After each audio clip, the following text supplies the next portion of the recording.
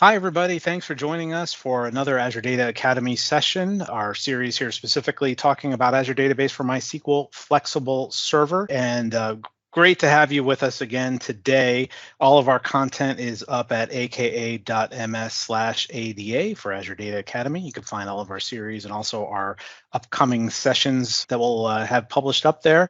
Now, for those that are new and want to know more about what the Azure Data Academy is, we've got that here on our next slide. There you go. So our Azure Data Academy is going to focus all on the data platform in Azure. So SQL Server, MySQL, Postgres, Cosmos DB, all of our content will be related to the data platforms, mostly our operational data platforms.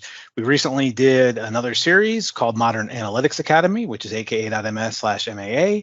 And that focuses a little bit more on the analytics side. So Synapse, data warehousing, Databricks. And so we thought we would separate that content out for kind of more of our operational data offerings. So you can find all of this content in our repo. The links are all here on the screen. And of course, we would welcome any feedback that you might have directly in our repo. Again, that's aka.ms/ADA. Or if you prefer, you can give us feedback through our Microsoft Office form, which is aka.ms/ADA-feedback. So on today's session, we've got Avnish Rastogi, who's going to be talking about high availability and disaster recovery in Azure Database for MySQL Flexible Server. And we know that this is a really important topic because obviously having high available services is critical for almost all of the partners that I've worked with. It obviously not just has an impact on availability, but also disaster recovery, so backups and backup strategies, and how that impacts cost and how that impacts RPO and RTO and all of that. So we wanted to have a conversation focused on that, and Avnish is going to go through what some of those core components are within Azure Database for MySQL. And if you have any questions on this content, leave them in the comments section, and we'll address them. And I know that I've gotten a bunch of questions that we'll be bringing up throughout this presentation as well. And so I guess we can just jump right into the material. Avnish, I'll turn it over to you, and I'll probably be interrupting you with some questions and clarifications as we go. Yeah, no, thank you, Brian. So this is our third session in this series. In previous two sessions, we covered flexible server overview. And the second session, we covered another topic. So in this session, as you mentioned, we will focus on what are the different options we have to provide high availability and disaster recovery. So just to recap, in Azure Database for MySQL, today we have two different deployment options. Flexible server, which is the default deployment option. And second is the single server. Now, single server has been G8 for past 4 years. And we are planning to deprecate single server sometime later this year. So there would be announcement which we will send to all the customers. And in flexible server, we have three different service tiers: burstable, general purpose, and memory optimized. And we covered what are the different compute tiers, storage we support in each of these service tiers. So that's something can be reviewed in the previous recordings. Now, when it comes to business continuity options in flexible server, there are certain features which are available as a default in flexible server because it's a PaaS offering. And other options are configurable based on the customer requirements for the HADR. So first is backup and restore. Because it's a managed service, we do have auto backups. And the retention option for these backups is 1 to 35 days. So if it's a development or non-production database instance, you can retain these backups just for 1 day. But if it's a production database instance and you have a requirement to retain these backups for longer period, we support maximum 35 days.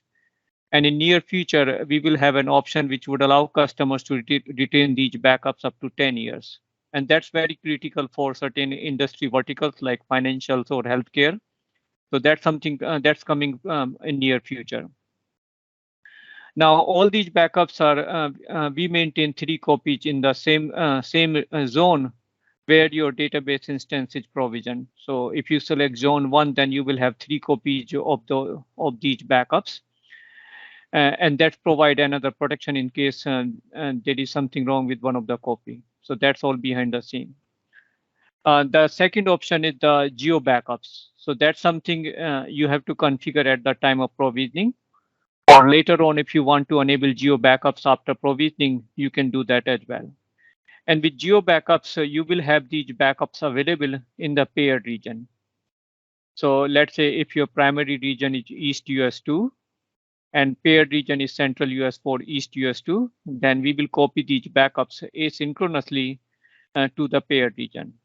And in case primary region goes down, you can use these backups to restore in the paired region. So that's a limit today we have where we support only restore from the paired region.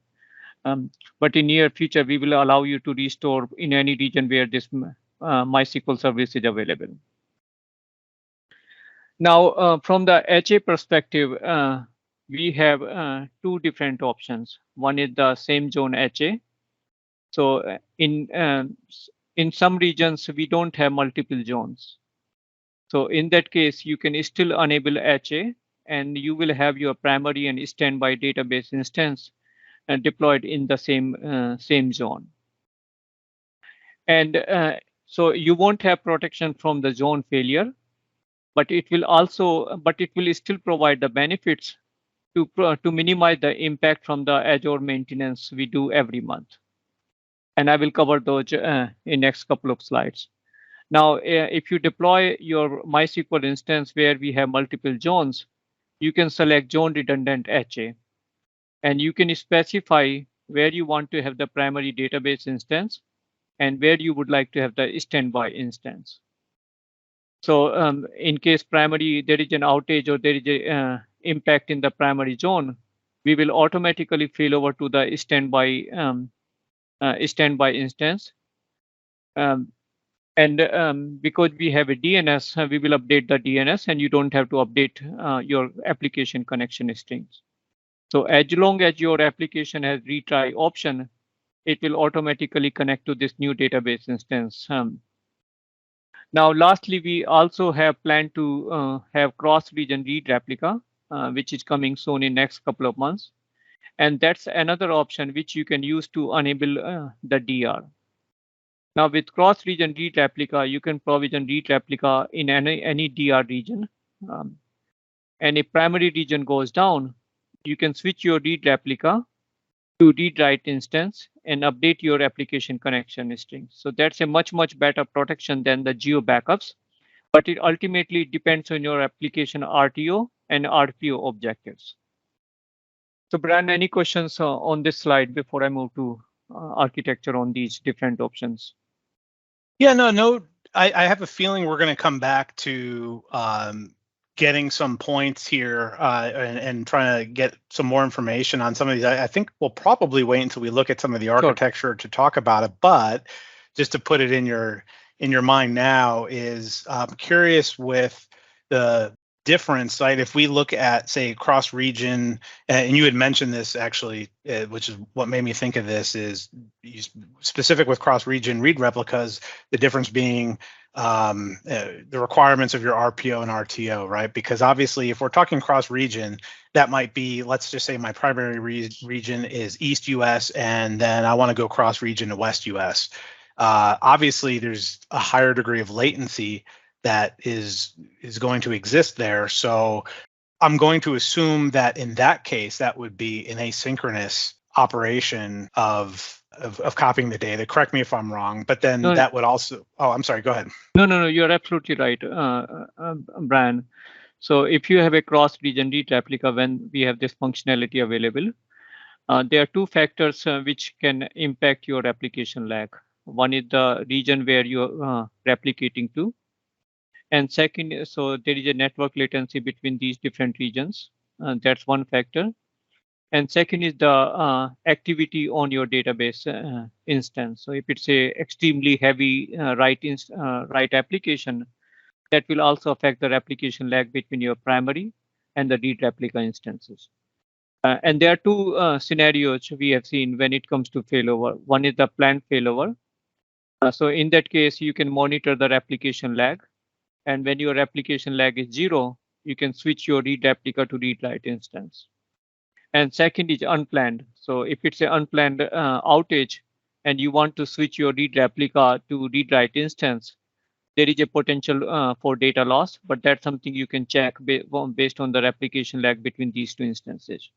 Is it going to be possible to have multiple cross regions? So perhaps going from, continuing that example, East US to West US, and then maybe something in Europe, but can you have multiple cross regions?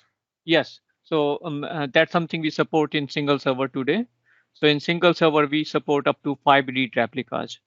And those read replicas could be in the same region as your primary instance, or could be in cross regions. And those regions could be any region where we have this service available. Now, one big change and flexible server is the number of read replicas we support. So in flexible server, we support up to 10 read replicas. So again, these read replicas could be in the same region or could be in different region where this service is available. Great. Yeah, let's dive into some architecture, and then I'm sure that's going to tease out some of these other questions. Sure. So this is the architecture of flexible server without any HA configuration. So we have in the middle compute where your flexible server database instance is deployed. And behind the scene, we use Linux operating system. It's a PaaS service, so you don't have to worry about the operating system as a customer, but just for the transparency, we use Linux Ubuntu operating system. And then you have the MySQL version 5.7 or 8.x. So that's something you can select at the time of provisioning. And underneath, we have premium storage, which we are using to store all your data file, log files, and temp files. So storage and compute has been decoupled, as you will see in most of the cloud deployments. And during the provisioning, you can select where you want to provision this instance. So in this case, we are selecting zone 1. Now on the application side, you have options to deploy your application on VM, on AKS, or app service. And in either case, you have the option to select which zone you want to use to provision your application. So with this architecture, it allows you to ensure your application and database instances are deployed in the same zone, and that will minimize the network latency and will give you the best performance experience. So that's the known HA architecture. And with this known HA architecture, we guarantee up to 99.9% uptime SLA. Now, as I mentioned that not all the regions in Azure had multiple zones. So one architecture or one HA topology is the zone redundant HA. So in this case, we have primary instance deployed in zone 1, and then secondary instance is deployed in zone 2. And again, you can select both zone 1, or you can select zone both for the primary instance as well as for the standby instance. So in this case, we have async replication between the primary and the standby instance. And when we do the failover, whether it's a planned failover or unplanned failover, we guarantee no data loss. And after the failover, we update the DNS. It's all part of the failover process. So there is no impact on the application connection string. And as soon as failover is complete, your application would be able to connect to the database instance. And we usually see 60 to 120 seconds failover time, depending on the activity happening on the database server. So usually it takes 60 to 120 seconds. Now with zone redundant HA, we guarantee 4 nines uptime SLA, so 99.99% uptime SLA. So that's one of the key difference between the known HA server and zone redundant HA server is the uptime SLAs. And I think too, right? Just reiterating this, that you're also saying essentially an RPO of 0, right? The guaranteeing no data loss, which is awesome, right? That's kind of for a lot of, because I hear this from a lot of partners who are building solutions. One of the first questions I typically ask when we're architecting something is basically tell me about what your uptime goals are, essentially trying to tease out what the RTO and the RPO objectives are, right? How much time are you willing to be down and how much data are you willing to lose? And almost all partners that I work with will say, well, we can tolerate some downtime, but we really can't tolerate data loss, or we have to keep that absolutely at a minimum. We would rather have downtime. I think to be saying that there's an RPO of 0, I think is just a huge benefit. Yeah, within the region, we guarantee no data loss, and you are absolutely right. Right, recovery from any data loss is very, very difficult for the customers. So that's one of the key advantage or differentiation we have here is that we guarantee no data loss as we do the failover from primary to standby. And like again, regardless of the failover, whether it's a planned or unplanned failover. So in looking at one of the and we might I might be jumping ahead a little bit, so if so we can come back to it. But in say a non-HA configuration, flexible server architecture where you're not doing this, having a synchronous replica is going to have an impact on performance. Do you have either guidelines or best practices or rough even anecdotes about the performance considerations of having essentially a synchronous replica in the same region but a different availability zone? Yeah, so there is a slight performance penalty when you have the zone redundant HA configuration. So what we advise customer is to make sure we do the thorough testing. And mitigation for this could be that you allocate more compute, which will also give you more memory. So that's one way to address the potential performance on differences between the on-premise configuration and Azure when we are using the HA configuration. But again, it protects you from the zone outage. And we do auto failover in this case. So if there is any outage in the zone where your primary instance is deployed, we will automatically fail over to the standby instance without any data loss. And as long as your application has retry option, it will connect automatically once failover completes within 60 to 120 seconds.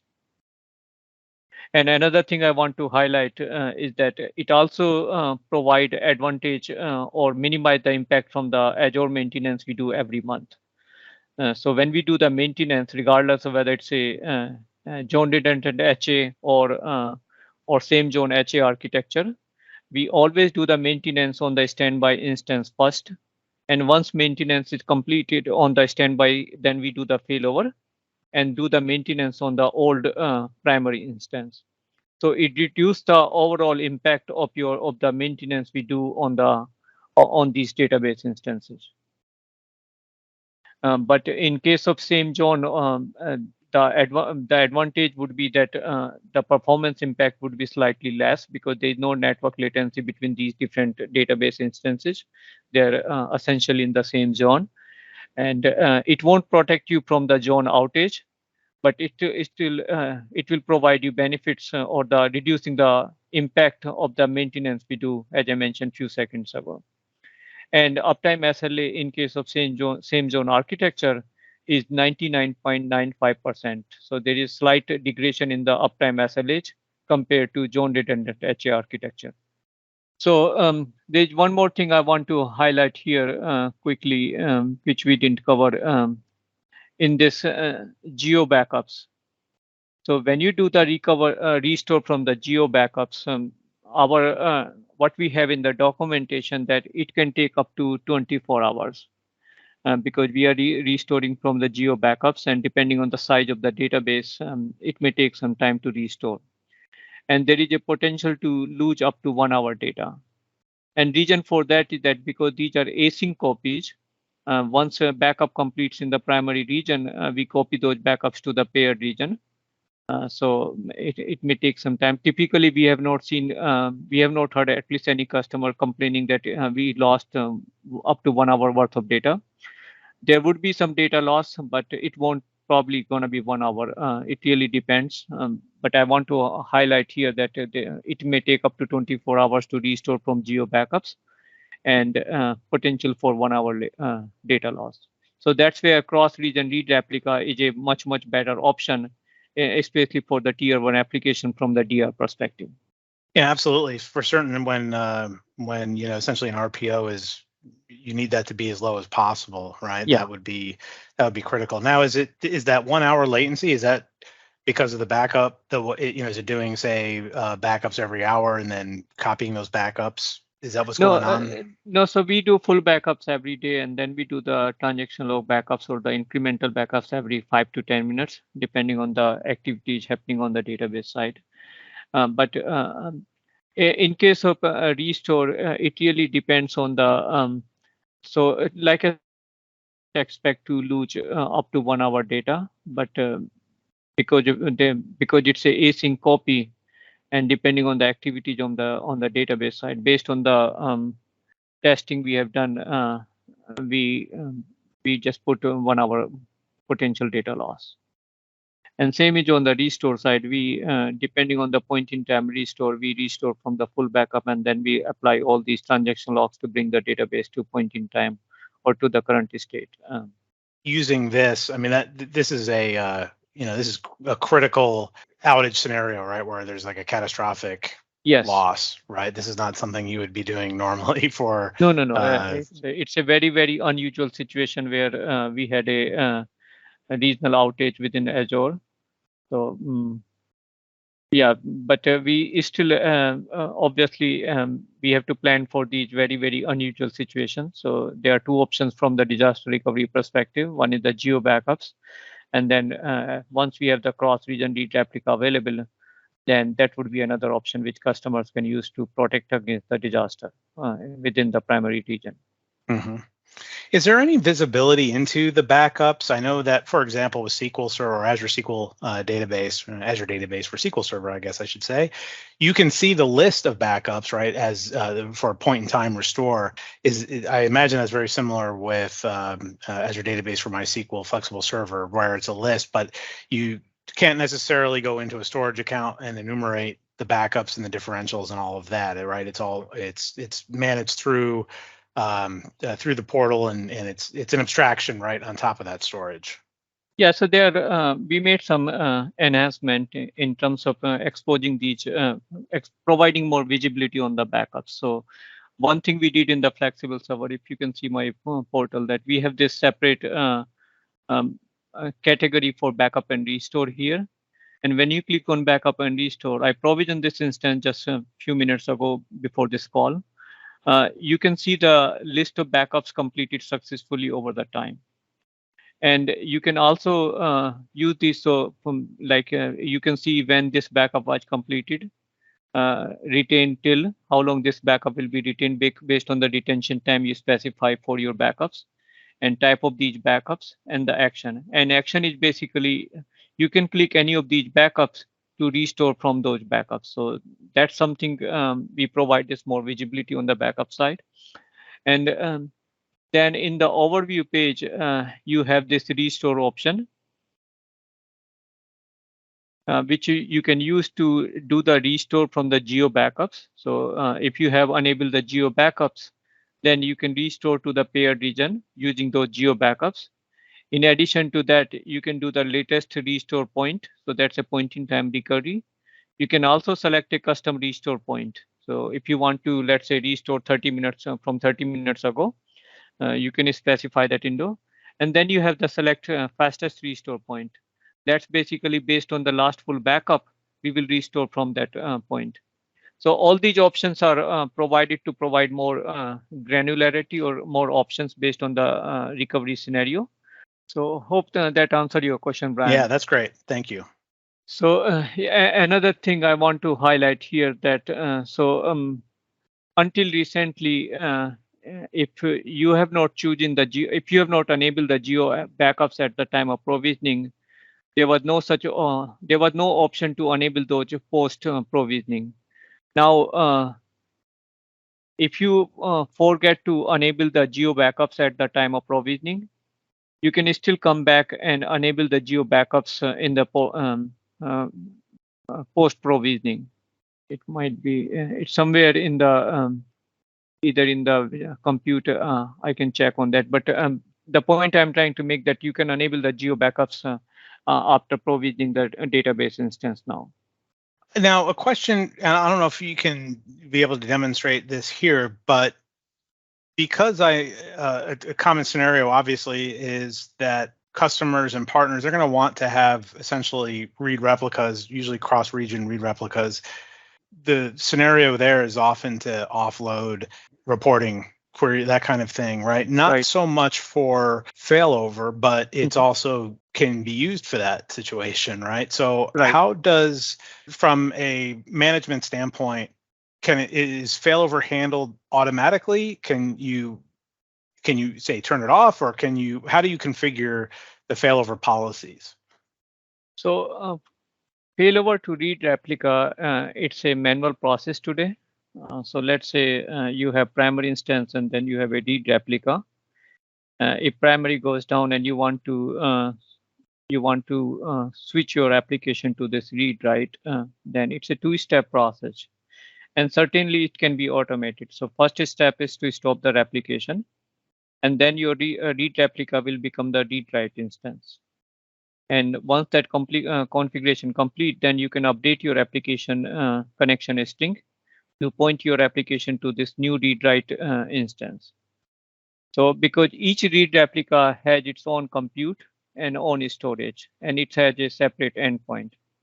So in the replication window, I don't have any read replica provisioned here, but you will see that in the name, you will see the replication or the instance name, and then compute and storage you are using, the location where you provision the read replica, status, and availability zone.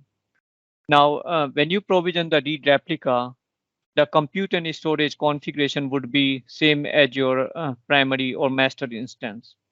But later on, you have the flexibility to change the compute. We don't recommend that because it can impact your replication performance.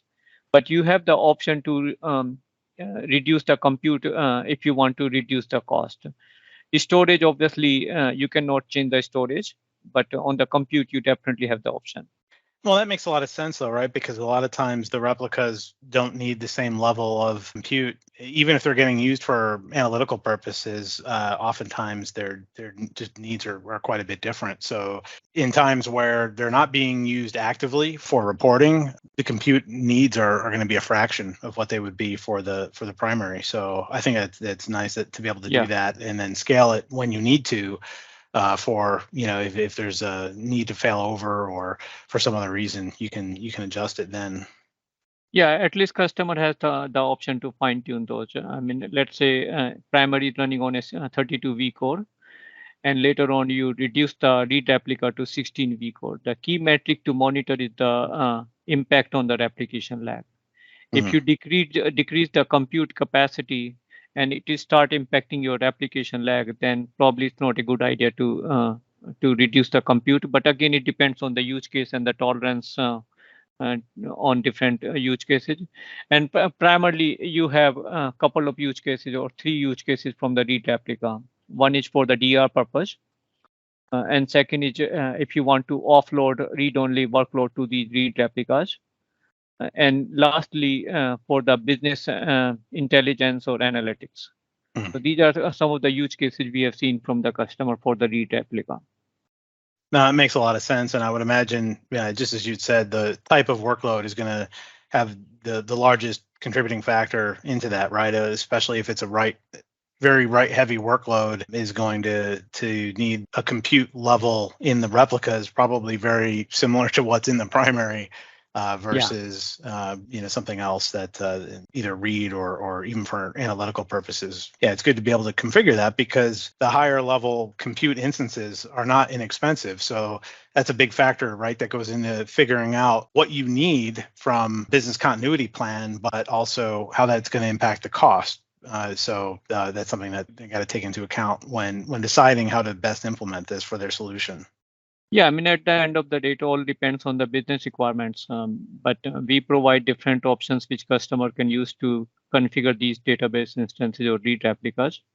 So they have complete flexibility on how they want to configure, whether it's HA, non-HA, same zone HA, read replicas, and all those things. Very good. So that's what I had planned to cover in this session. Brian, any other questions we need to cover? No, I don't have any other questions. I think this was great information. If you're watching this on demand and you have a question, let us know in the comments or through the feedback form that we mentioned earlier on in the presentation. You can drop us a question and we'll follow up and try to get it answered. If you have a use case or example where you'd like some more information, we'd like to talk to you about it. So let us know and we'll explore it with you. But in the meantime, yeah, I think that will do it for this session. And I appreciate, Avnish, you taking the time once again to go through some of these for us. If you have anything, if you're watching this now, before we actually have the migration one, that we tend to get quite a bit of Q&A around that. So feel free to submit to us any questions or comments that you might have for that session. Do that now, and then that way we can be sure to address them in the session. For this session, I think that will wrap us up. And I thank everybody for taking the time to tune in to this session. And Avnish, thank you again for taking the time to walk us through it. And thank you very much, Brian. One final announcement, we're happy to announce a live session for Microsoft partners coming up on July 14th, 2022 at 1 p.m. Eastern. This session will provide a sneak peek at the current roadmap for MySQL, and we'll also take any questions you might have, and we look forward to interacting with you. You can register at aka.ms/MySQL roadmap. Please note that this session is for Microsoft partners under NDA and will not be recorded. When registering, please use your company email address, and we look forward to seeing you there.